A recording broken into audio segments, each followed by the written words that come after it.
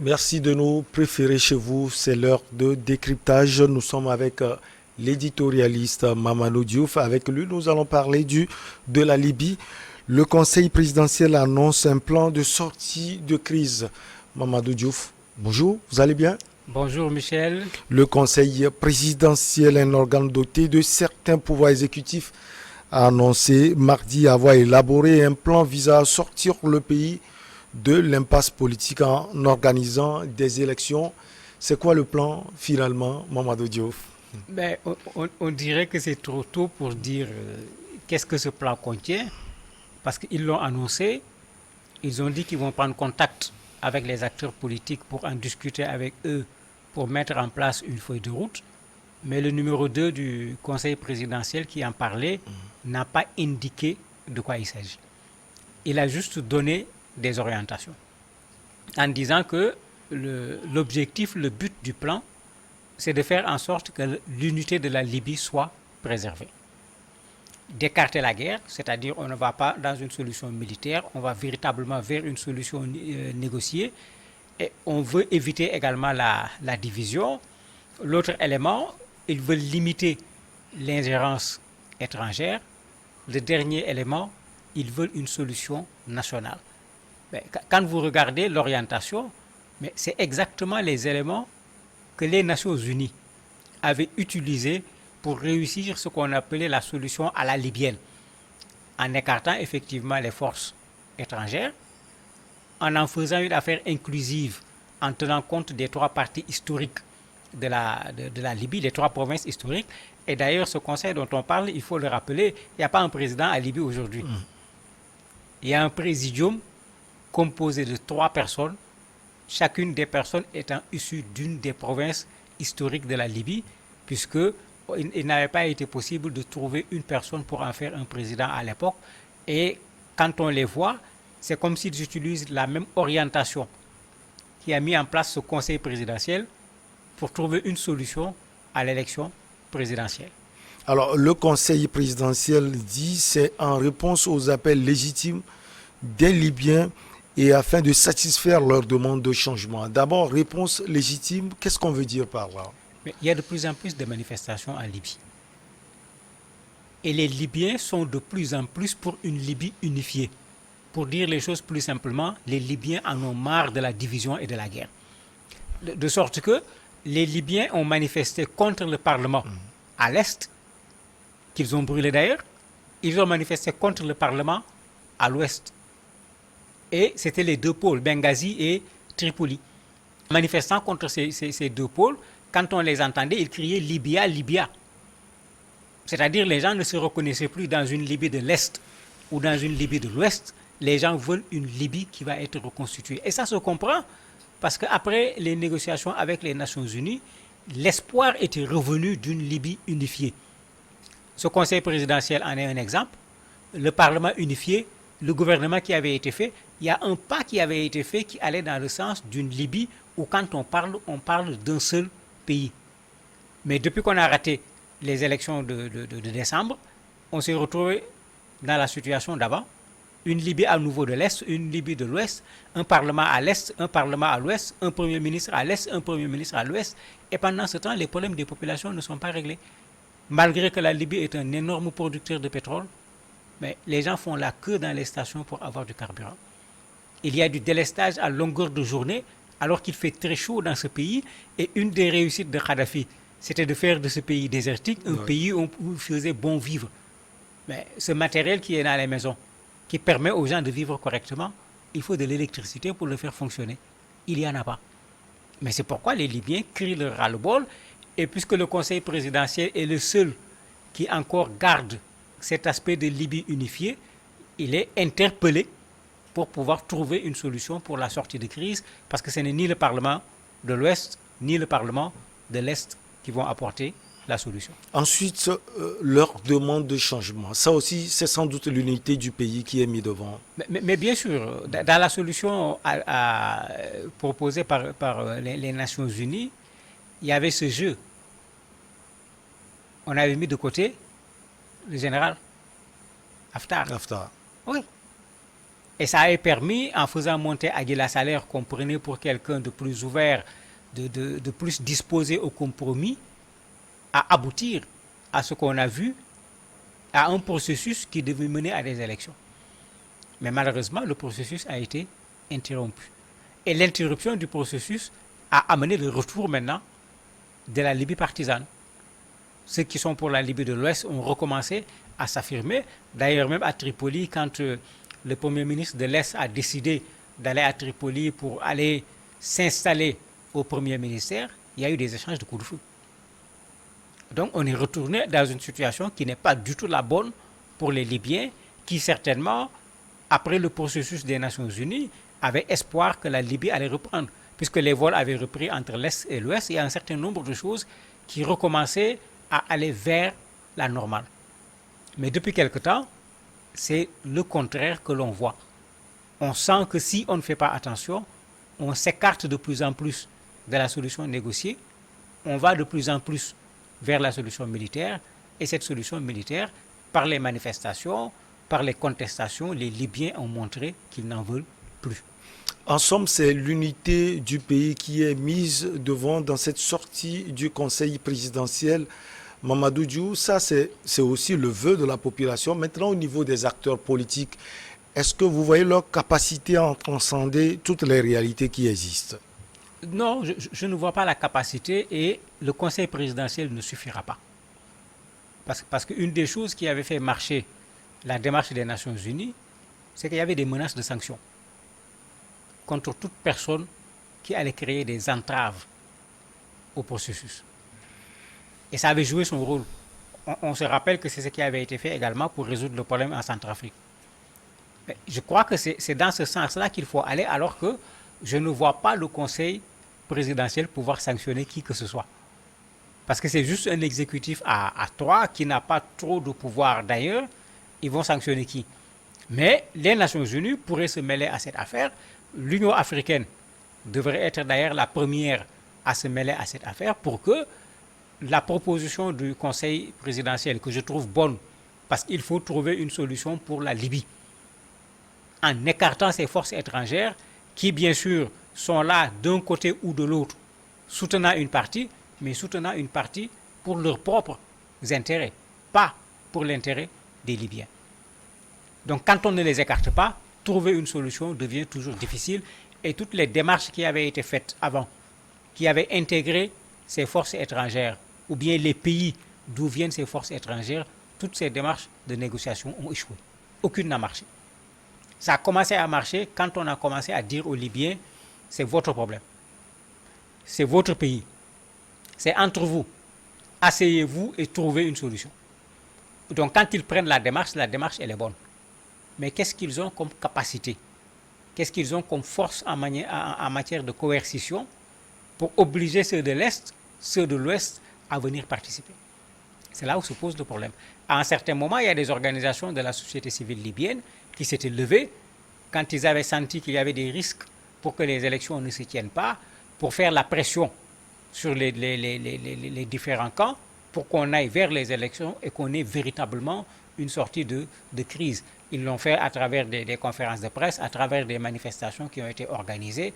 Mais est-ce que c'est suffisant aujourd'hui pour amener ces deux camps, qui sont véritablement retournés dans la division, à accepter de revenir pour que la solution soit une solution libyenne, pas une solution de l'Est ou une solution de l'Est? Mamadou, on voit les efforts des uns et des autres en Libye, même si ces efforts ne sont pas suffisants. Vous avez parlé de l'Union africaine, vous avez parlé également d'autres. Qu'est-ce qu'on peut apporter aujourd'hui concrètement à Libye pour qu'elle puisse sortir de cette crise? Le premier processus, pour moi, on peut considérer que c'est celui-là qui est le bon, parce que ce qu'il a apporté comme résultat, aucun processus ne l'a apporté.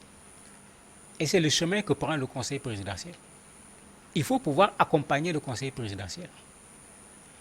Actuellement, on peut dire qu'il n'y a pas de guerre en Libye. Bon, ça ne signifie pas que la guerre est finie, mais ça signifie simplement qu'il n'y a plus de bombardements, il n'y a plus les armes qui parlent tout le temps, bien que de temps en temps, il y a des crépitements.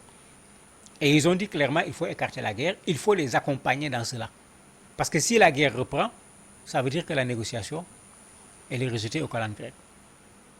Mais comme je l'ai dit tout à l'heure, le Conseil présidentiel a quelle force, quelle puissance pour dire aux gens, vous n'allez pas continuer la guerre.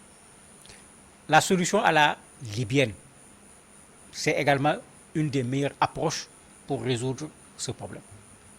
Mais dans la solution à la libyenne, il y a des problèmes parce que tout le monde était d'accord sur les principes. C'est quand on est arrivé aux critères pour être candidat à la présidence de la République que les problèmes ont commencé. Certains ont considéré que telle personne ne pouvait pas être candidat. D'autres ont considéré que telle personne ne pouvait pas être candidat. D'autres ont dit si vous écartez notre candidat, il n'y aura pas élection dans notre localité. C'est là où les problèmes sont revenus. Et un des plus gros problèmes, d'ailleurs c'est ce qui a fait échouer la dernière rencontre, c'était le cas du maréchal Khalifa Haftar. Parce que Haftar a la nationalité américaine. Et dans les critères qui ont été négociés et sur lesquels les gens s'étaient entendus pour être candidat, le candidat ne devait pas avoir une double nationalité. Certains même disaient non, lui il ne peut pas parce que d'abord il est militaire, ensuite il a été impliqué dans la crise. Lui président, c'est comme si c'est l'Est qui devient président. Mais le vrai problème par rapport au texte, c'était sa double nationalité. Et ça a fait échouer la dernière tentative qui était là pour pouvoir résoudre ce problème. Donc, même cette solution à la libyenne, il y a des obstacles parce que chacun a son orientation. Il y a des obstacles également à travers un certain nombre de personnes qui veulent coûte que coûte participer à la Libye de demain, même si les critères aujourd'hui les écartent pour la future présidentielle. Envisager une présidente tournante, le président est là, des vice-présidents, et l'autre mandat en tourne, ce n'est pas une possibilité. C'est ce qui se fait pratiquement avec le Conseil présidentiel. Je disais tout à l'heure que ce n'est pas un président, il y a un qui est au devant, c'est vrai, mais il travaille avec deux autres personnes. Et pour symboliser que c'est toute la Libye, les trois personnes proviennent des trois provinces historiques de la Libye. Pour qu'on ne dise pas que c'est les gens de l'Est ou bien c'est les gens de l'Ouest. Mais ça n'a pas suffi. Bien que quand on regarde au niveau des organes, c'est l'organe qui a le mieux fonctionné. Au niveau des autres organes, à chaque fois, bien qu'on avait réunifié le Parlement, on sentait encore ceux qui sont de l'Est, on sentait encore ceux qui sont de l'Ouest. Au niveau du Conseil, on ressentait moins cela. Et c'est ce qui leur donne un peu cette légitimité aujourd'hui à se permettre de dire on va faire une proposition de sortie de crise. S'ils s'étaient combattus comme les autres le font, ils n'auraient pas pu s'entendre pour sortir une proposition de crise. Donc il est clair que le fait qu'on ait mis ensemble des Libyens d'appartenance différentes, c'est-à-dire un travail qui a été un travail inclusif, c'est ça la porte de la solution. L'expérience l'a déjà montré, cette nouvelle expérience est en train de le montrer encore. Maintenant, est-ce qu'il faut en faire une présidence tournante? Beaucoup sont réticents. Réticents parce que la présidence tournante est une façon de garder ces trois provinces historiques de la Libye. Et ce n'est pas sûr que ça va marcher. Bon, nous avons cette expérience au Comores, on a vu ce que ça a donné à un certain moment, avec les îles, à un certain moment, un monsieur a dit qu'il est candidat à nouveau et la présidence tournante s'est arrêtée. Moi, je crois que la meilleure solution, c'est un travail avec les Libyens, entre les Libyens, pour une unification de la Libye et que ce pays reprenne. Parce que le problème, vous avez le pétrole d'un côté, vous avez les débouchés de l'autre. Vous exploitez le pétrole, il faut le faire passer par l'ouest, par Tripoli en particulier. Vous coupez le pays, vous vous retrouvez également dans des problèmes en matière d'exploitation des ressources, alors que le pétrole, comme tout le monde le sait, est la principale ressource de la Libye. L'année écoulée, Mamadou, on avait parlé de ces élections générales qui devaient se tenir en décembre 2021, bientôt décembre 2022. Qu'est-ce qui a été fait concrètement en résumé? En fait, pas grand-chose n'a été fait. On n'a pas écouté ceux qui étaient avertis. Plus les élections s'approchaient, plus on se rendait compte qu'il n'y avait pas d'élection. Ceux qui étaient avertis avaient dit, attendez, la feuille de route qui a été tracée s'arrête à l'élection présidentielle. Il faut tracer une autre feuille de route. Parce que quand on va arriver à l'élection présidentielle, on se retrouve dans une situation où il n'y a rien. Il n'y a pas de texte. Parce qu'après les élections, on devrait élire quelqu'un. À partir du moment où on élit quelqu'un, on retournait dans une Libye normale avec un président de la République qui a été élu dans les règles. On ne parle plus de médiation, on ne parle plus de quoi que ce soit. Mais certains ont dit toujours les élections vont avoir lieu malgré tout. De sorte qu'arrivé en décembre, les élections n'ont pas eu lieu. Mais il n'y avait plus quelque chose qui liait les parties libyennes, puisque ce qui était prévu, c'est une Libye avec un président de la République. On retourne vers un régime normal. Et c'est ça qui explique aujourd'hui que pendant pratiquement plus de 7 mois, on n'a rien de concret, parce que ce qui les liait n'est plus là. La deuxième chose, chacun a eu tendance à retourner à son camp. Pour donner un exemple, il y avait un premier ministre consensuel. Il n'y a pas eu d'élection. Il n'y a pas eu de président. Il faut bien qu'il y ait un premier ministre. Les Nations Unies ont confirmé le premier ministre qui était là.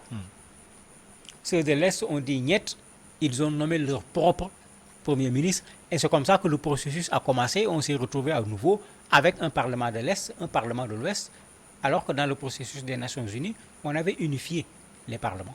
Il y avait un parlement libyen dans lequel on retrouvait les Libyens de façon générale, pas les Libyens d'une seule zone. Mais tout ça avait été fait dans une feuille de route sur laquelle on s'était entendu. Malheureusement, c'est la date des élections, décembre. Il n'y a pas d'élection, il n'y a plus de texte pour dire voilà ce que tel parti doit faire, voilà ce que tel autre parti doit faire. Malheureusement, au lieu de s'asseoir, mettre en place à nouveau un cadre qui permet de travailler ensemble pour la Libye, chacun a préféré retourner dans son camp. Est-ce qu'on peut espérer une Libye meilleure? Mais bien sûr, on doit l'espérer même. Je crois que depuis 2011, ça fait quand même trop de souffrance pour les populations libyennes, mais il faut que les gens comprennent que ça suffit. Ça suffit, et ce n'est pas les armes qui vont résoudre ce problème, puisque si c'était ça, le maréchal Haftar aurait réglé le problème depuis longtemps, il n'a pas été capable de le régler. Il faut que les gens acceptent de s'asseoir. Et cette main tendue du Conseil présidentiel, il faut que les parties prenantes l'acceptent, et très certainement c'est pour des questions stratégiques qu'ils n'ont pas encore dit ce qu'il y a dedans. Parce qu'ils disent qu'ils vont aller discuter avec les parties concernées, et après la discussion avec les parties concernées, ils vont proposer une nouvelle feuille de route. Espérons qu'elle va être la bonne, qui va aboutir aux élections pour sortir la Libye définitivement de la crise. Le Conseil présidentiel annonce un plan de sortie de crise en Libye. Merci beaucoup à vous, Mamadou Diouf. On marque une petite pause et derrière on reçoit Maître Éric Emmanuel Sousa.